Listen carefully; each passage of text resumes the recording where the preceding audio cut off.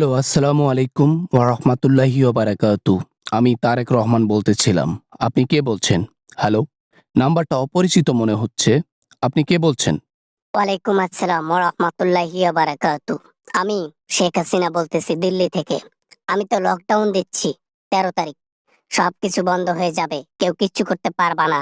আমি আমাকে কেউ থামাতে পারবে না। এই আওয়ামী লীগের পোলাপান কিন্তু আবার জনগণের সাথে লাইগো না। বোঝো নাই? এর আগের বার তোমরা কোন রকমে বেঁচে গেছো জনগণের হাত থেকে। এইবার বাঁচতে পারবা না। জনগণ আমাদের কিচ্ছু করতে পারবে না। জুলাইয়ের গণ অভ্যুত্থানে আমাদের কেউ কিছু করতে পারে নাই। উল্টা জনগণকে আমরা উপরে পাঠিয়ে দিছি হাজার হাজার। লাভ তো হয়েছে তাদের। জনগণের লাভ হয়েছে। আমাদের জয় হয়েছে। আমরা স্বৈরাচারকে, ফ্যাসিস্ট সরকারকে পতন করাইছি, দেশ ছাড়তে বাধ্য করছি। তাতে কি হয়েছে? আমাকে কেউ আটকাতে পেরেছে? আমার কার্যক্রম চলমান।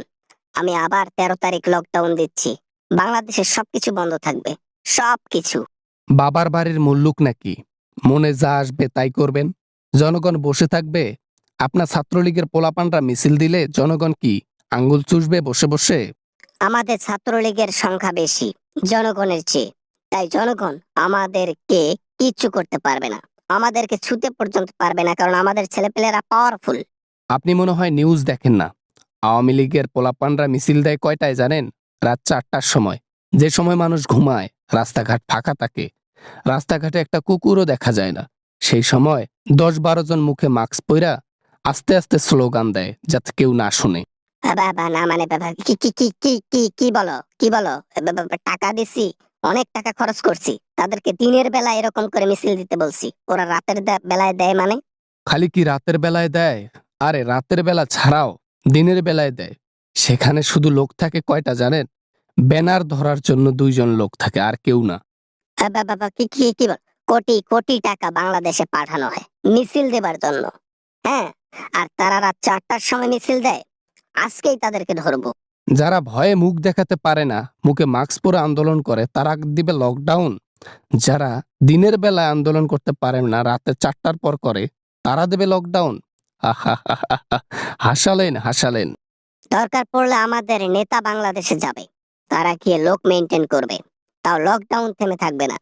আমাদেরকে নির্বাচনে মনোনয়ন দেয় নাই, সুযোগ দেয় নাই তার জন্য। যোগ্যতা লাগে, যোগ্যতা। চুরি করে, মানুষ হত্যা করে, গণহত্যা করে আপনারা সুযোগ চান। সেই সুযোগ কি পাবেন? আওয়ামী লীগ স্বৈরাচার, গণহত্যাকারী, তারা সুযোগ পাবে না। তাদের যোগ্যতা নাই নির্বাচন করার। বাবা বাবা বাবা তারেক রহমান, তুমি আমার সাথে হাত মেলাও।